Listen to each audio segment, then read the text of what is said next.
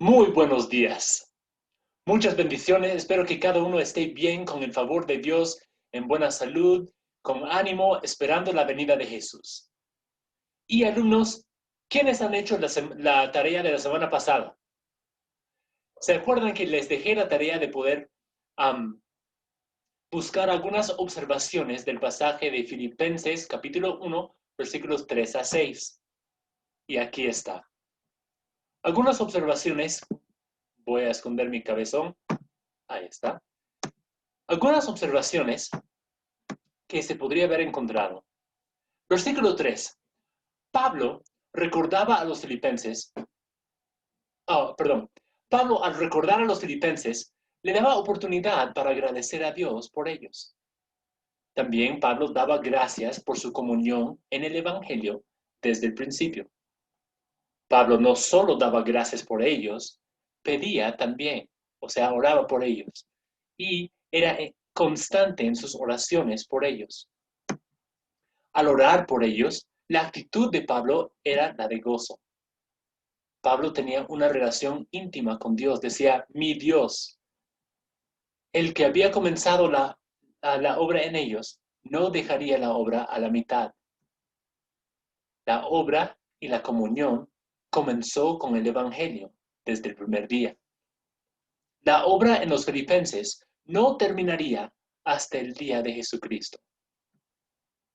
Pablo solo pudo estar persuadido de que Dios los perfeccionaría a ellos porque él tenía un conocimiento íntimo de su Dios.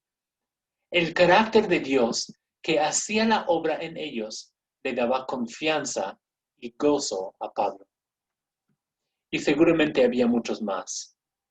Sin embargo, no te vas a dar cuenta de cuáles son las cosas profundas de Dios hasta detenerte en la palabra. Quiero preguntarles, ¿conocen estos nombres? José Carlos Mariátegui, César Vallejo, sorry. Ricardo Palma, José María Arguedas. Obviamente son autores peruanos. Seguramente también han escuchado de Miguel de Cervantes y William Shakespeare.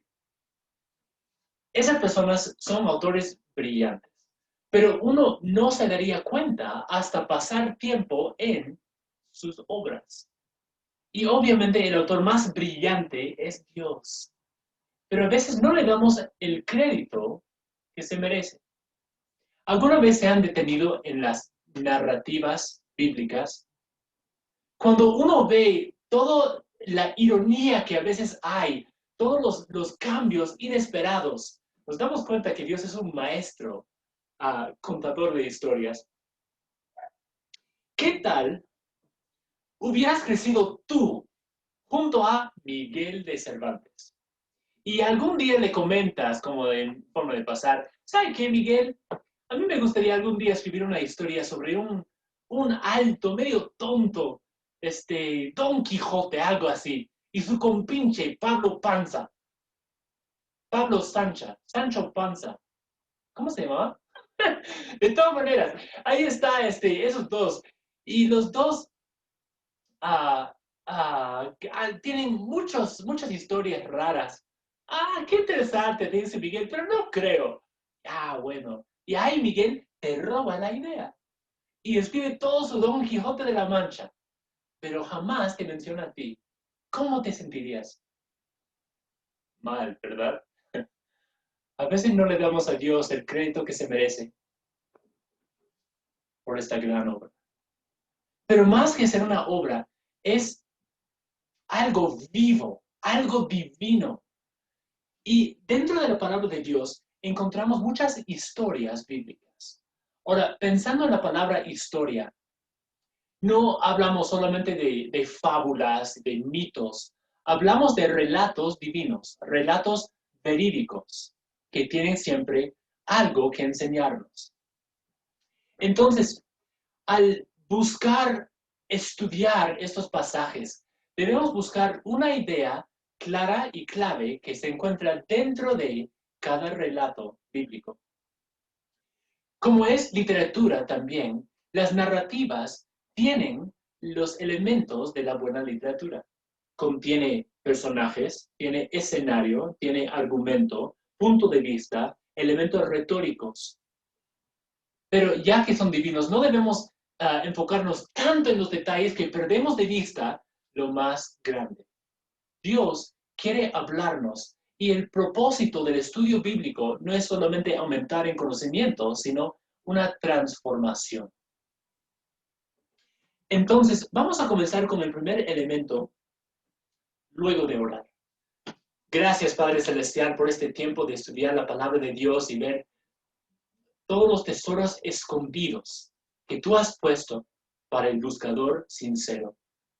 Pedimos que el Espíritu Santo nos acompañe en esta lección. Te amamos y pedimos todo esto en el nombre de Jesús. Amén. Escenario es el primer punto, el escenario. Incluye el tiempo y el lugar geográfico de la historia.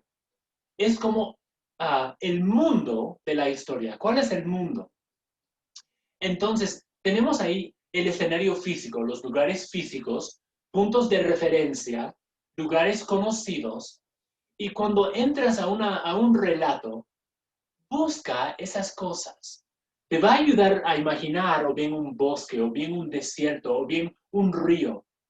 Y te va a ayudar a imaginar el escenario. Luego hay el escenario cultural. Debes conocer algo de las costumbres de la cultura del lugar. Te ayuda a entender los valores y las creencias de las personas y distinguir la cultura de ese entonces de ahora. Y también te va a ayudar a poder sacar una aplicación práctica de la historia. Por ejemplo, cuando vemos a Ruth, en Ruth capítulo 3, versículos 1 a 7, tenemos el relato de cómo su suegra le dice a ella que vaya a proclamar su deseo de casarse con este hombre Booz. Y le manda a ir a la era de Booz, donde él está descansando ahí con muchos otros hombres, y a acercarse a él, a tapar sus pies de él y de ella con la frazada que él tenía, y luego al despertar, él ya entendería lo que ella estaba queriendo decir. Obviamente, no hay una aplicación directa de frente del pasaje. No es, señorita, si usted quiere un esposo, vaya a su dormitorio, tape sus pies y los pies de usted, y ahí él se va a dar cuenta que tú quieres casarte con él. No lo recomiendo. ¿Qué enseñanza podríamos sacar de Ruth? Haz caso a tu suegra. O tal vez mejor, honra a tus padres. De todas maneras, comprender la cultura nos ayuda a llegar a una aplicación correcta del pasaje. El escenario físico, hemos hablado, geográfico, el escenario cultural y también el escenario temporal. ¿Cuál es la situación política? ¿Cuál es el ambiente o la temperatura política en ese tiempo? ¿Hay un rey, un juez? ¿Es algo nacional, algo internacional?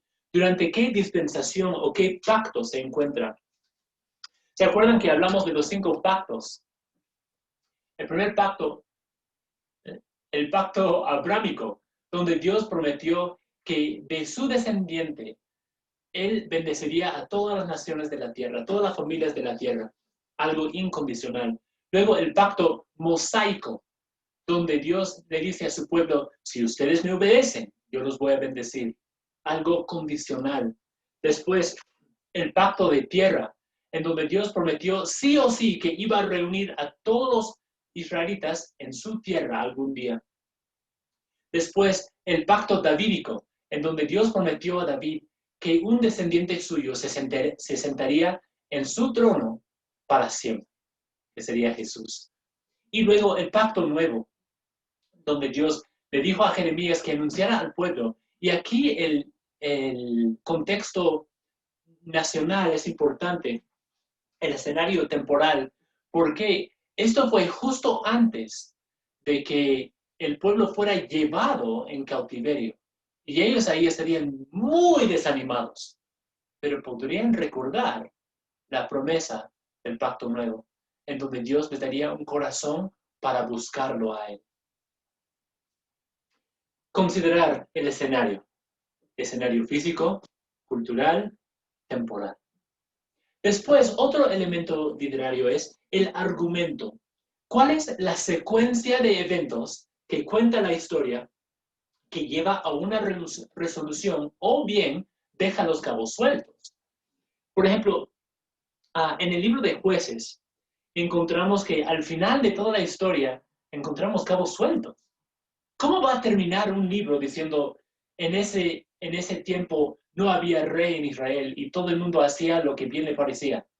¿Así va a terminar? O sea, ¿cuál es la resolución? Sin embargo, el propósito no era eso, sino demostrar que el pecado de Israel era un fin sin resolverse. Y ellos necesitaban un rey. Dios era el que mejor podía cumplir ese rol. Demostraba que la gente hacía bien lo que bien le parecía y que Dios es fiel y digno de la confianza de Israel. Demanda paciencia poder seguir la secuencia de eventos, pero estamos buscando un hilo en común dentro del libro y encontramos o bien algo acerca de las personas, que somos pecadores, que no podemos resolver nuestros propios problemas, la fidelidad de Dios o algo de la fidelidad de Dios o su carácter. Luego también encontramos algo en cuanto al plan de Dios para redimir al hombre. Y hay que buscar esos hilos dentro de las narrativas bíblicas. En tercer lugar, encontramos también personajes. Cada historia tiene personajes. Entre ellos, Dios siempre está ahí y Dios es el personaje principal de las historias. Es interesante, no siempre se menciona a Dios explícitamente. En el libro de Esther, el nombre de Dios, la persona de Dios, no se menciona ni una sola vez, pero es alguien clave para ordenar todos los escenarios, para poner cada personaje en su lugar y para obrar un fin que él desea.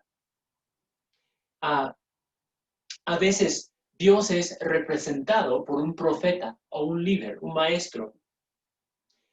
Los personajes nos dan ejemplos de cómo vivir o cómo no vivir.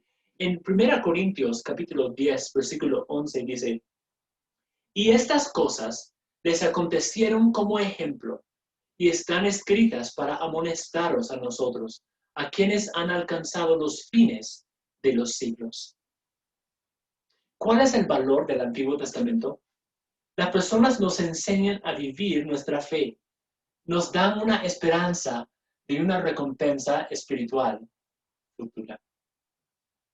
¿Qué nos dirían Daniel, Eva, Moisés, Sansón, Abraham, Salomón? Tal vez Salomón diría, cuida tu corazón, porque si hay ídolos, no te va a ir bien. O tal vez diría Sansón, cuidado con las mujeres, no son siempre lo que aparecen ser. Tal vez Daniel nos diría, ¿sabes qué? Vale la pena obedecer a Dios, honrar a Dios. Abraham diría, por más que no entiendas todos los detalles, haz caso a Dios, te va a ir bien.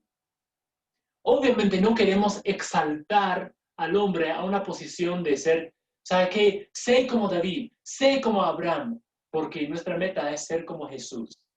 Y Dios es el personaje principal en toda la historia. Sin embargo, siempre nos dejan ejemplos, esos personajes, o bien un ejemplo para seguir, o bien un ejemplo para evitar.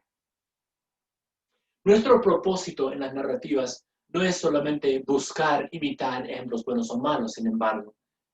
Eso convertiría la Biblia en un libro de moralidad, y no es su propósito, sino señalarnos que cada persona tiene un problema de corazón, el pecado, y señalarnos que solo Jesucristo es la solución.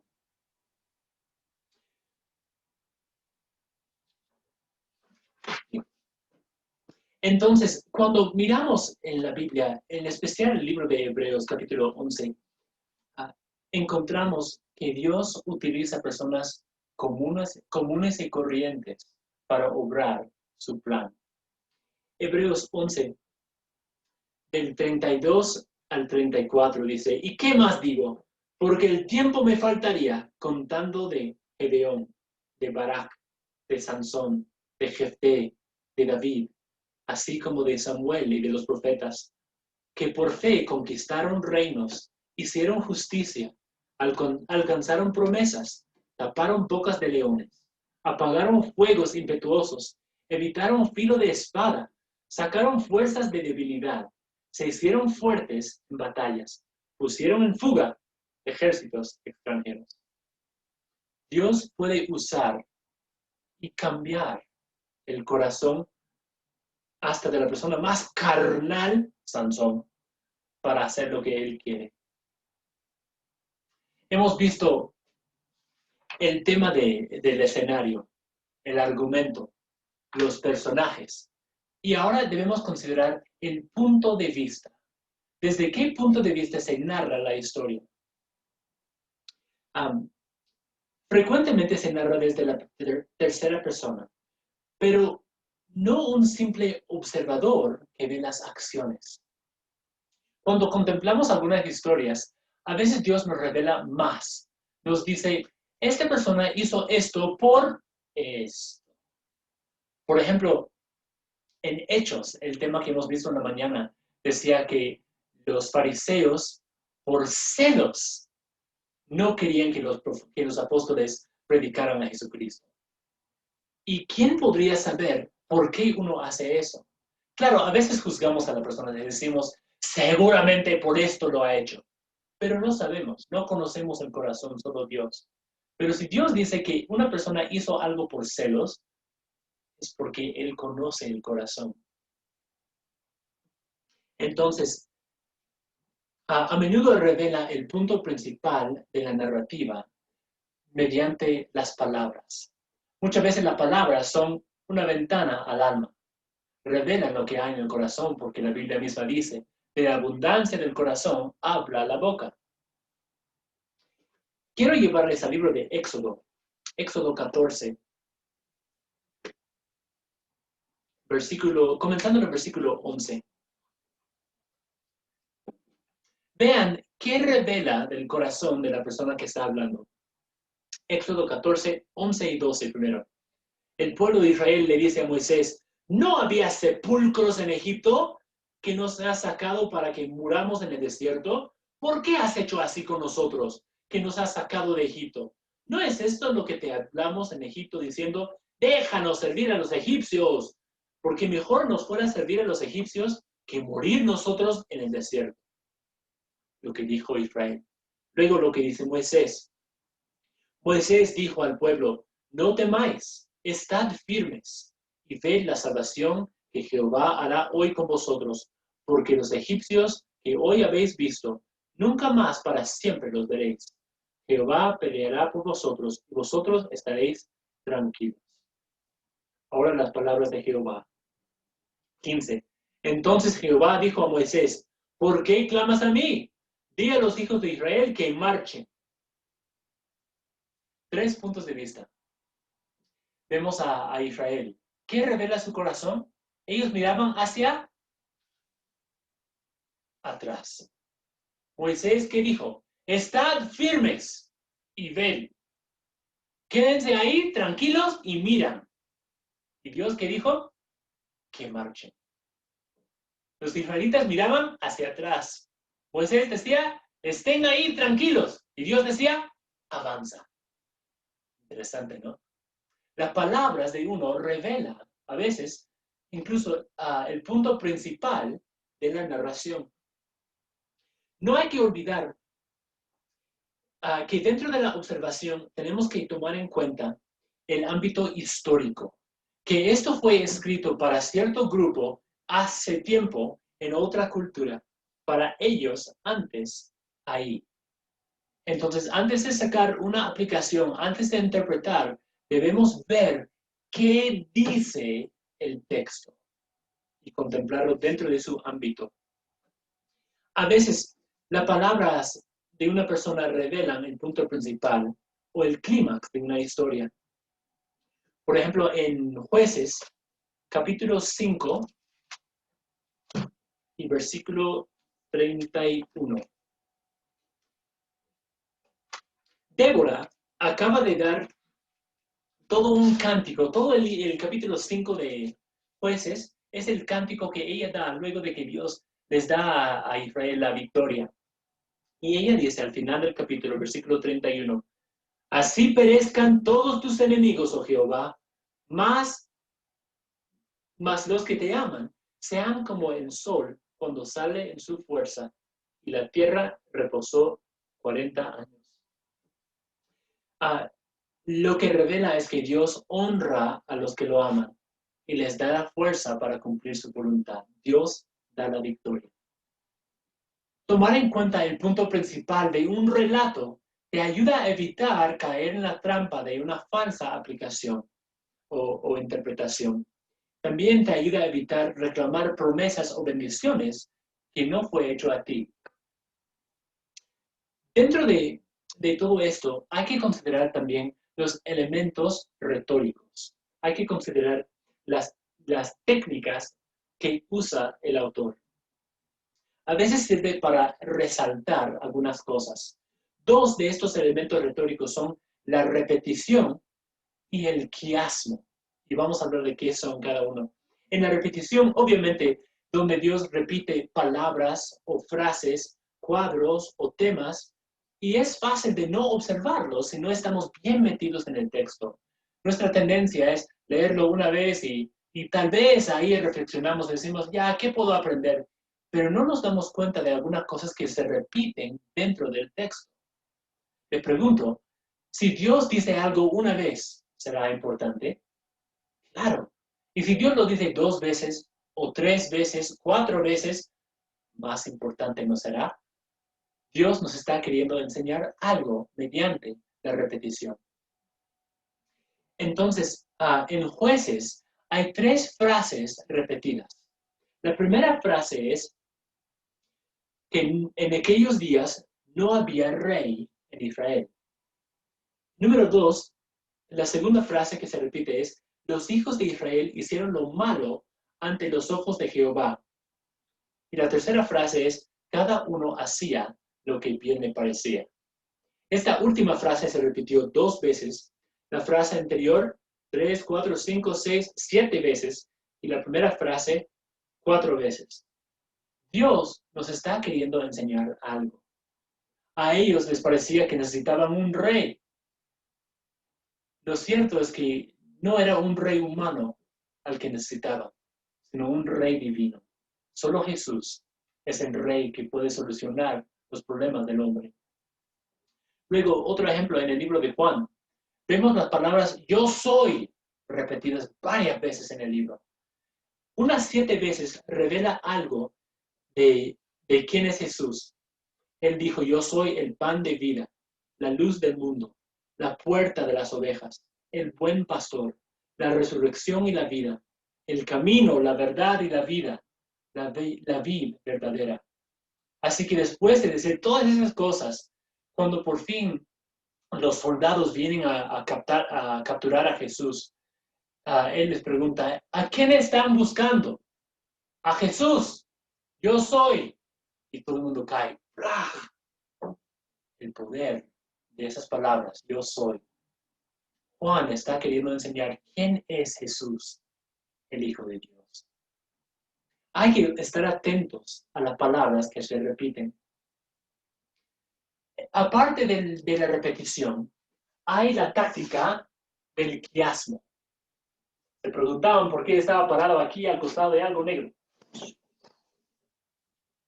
El quiasmo. ¿Qué cosa es?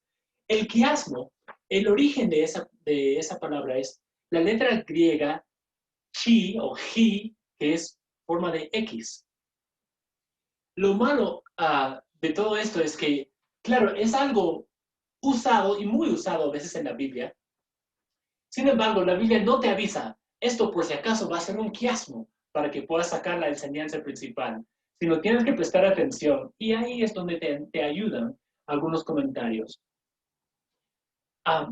Es un elemento retórico en cuya estructura hay un cruce o inversión de ciertas ideas relacionadas.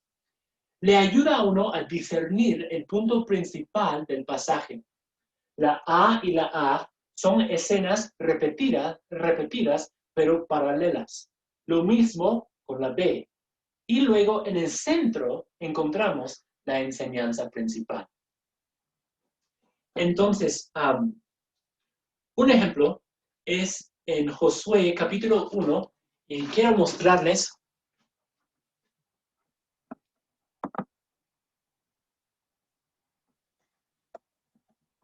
un toque.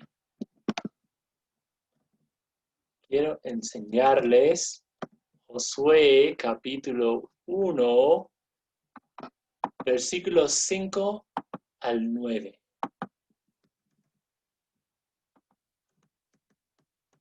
Ahí estamos. Vamos a leer el texto y luego quiero hacer resaltar algunas cosas que están repetidas. Dice, nadie te podrá hacer frente en todos los días de tu vida. Como estuve con Moisés, estaré contigo. No te dejaré ni te desampararé. Esfuérzate y sé valiente, porque tú repartirás a este pueblo por heredad la tierra de la cual juré a sus padres que la daría a ellos. Solamente esfuérzate y sé muy valiente para cuidar de hacer conforme a toda la ley que mi siervo Moisés te mandó. No te apartes de ella ni a diestra ni a siniestra, para que seas prosperado en todas las cosas que emprendas. Nunca se apartará de tu boca este libro de la ley, sino que de día y de noche meditarás en él, para que guardes y hagas conforme a todo lo que en él está escrito, porque entonces harás prosperar tu camino y todo te saldrá bien. Mira que te mando que te esfuerces y seas valiente.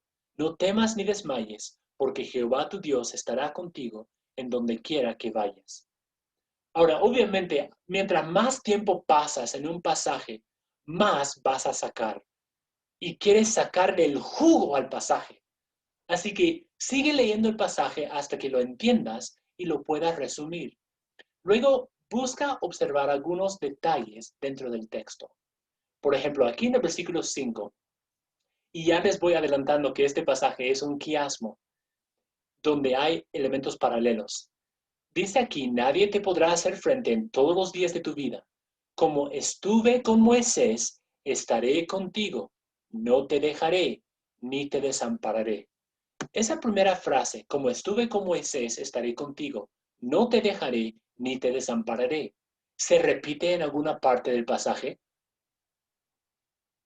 Si estás atento, vas a encontrar que al final, el último versículo, ahí está repetido. La siguiente idea, ¿cuál es? Esfuérzate y sé valiente, porque tú repartirás a este pueblo por heredad la tierra de la cual juré a sus padres que le daría a ellos. Solamente esfuérzate y sé muy valiente. Esa segunda frase se repite en alguna parte del texto. Al final. Mira que te mando que te esfuerces y seas valiente, no temas ni desmayes. Versículo 9. La siguiente frase. Sé valiente para cuidar de hacer conforme a toda la ley que mi siervo Moisés te mandó. ¿Dónde más dice que él debe esforzarse para guardar, para cuidar de hacer? Ahí está en el versículo 8. Para que guardes y hagas conforme a todo lo que en él está escrito, porque entonces harás prosperar tu camino y todo te saldrá bien. Y nos quedamos con el versículo 8. Ahí la primera frase es lo central de todo este pasaje.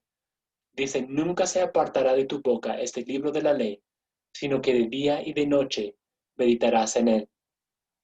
Entonces, en el versículo 8 encontramos el corazón de este pasaje. La ley, la palabra de Dios, es algo central. Ahora, es importante observar que Dios nos deja conocer hechos importantes mediante la repetición y el quiasmo. Hemos hablado del escenario, el argumento, los personajes. Tomar en cuenta que los personajes tomaron decisiones basados en las cosas que ellos conocían de Dios en ese tiempo, en una cultura diferente. Recordamos también el punto de vista. Miramos las palabras de los personajes para ver qué nos pueden enseñar y consideramos también los elementos retóricos, como es la repetición y el quiasmo. Cuando tú estudias una narrativa, ¿cuál es una lucha tuya? ¿Te pierdes, te ahogas en los detalles? Dios no quiere eso. El propósito del estudio de la Biblia es no solo aumentar en conocimiento, no solo ser una persona que puede identificar cada parte del pasaje, sino la transformación. Que tú llegues a ser más conforme a la imagen de Jesucristo. Que Dios pueda usar su palabra cual espejo para confrontarte cada vez que tú te acercas a ella. 2 Timoteo 3:16 decía que la Biblia es útil. Es útil para 4 cosas. Toda la escritura es inspirada por Dios y útil para enseñar, para redarguir, para corregir, para instruir en justicia, a fin de que el hombre de Dios sea perfecto, enteramente preparado para toda buena obra. Dios quiere enseñarte algo en su palabra. Dentro de una narrativa, busca una sola enseñanza y luego pregúntate, ahora por lo que he aprendido, ¿qué quiere Dios que yo haga? Hay que buscar ser confrontado con la palabra cada vez que nos acercamos. Vamos a orar. Gracias, Padre Celestial, por esta oportunidad de estudiar la Biblia y alguna táctica de cómo podemos observar mejor.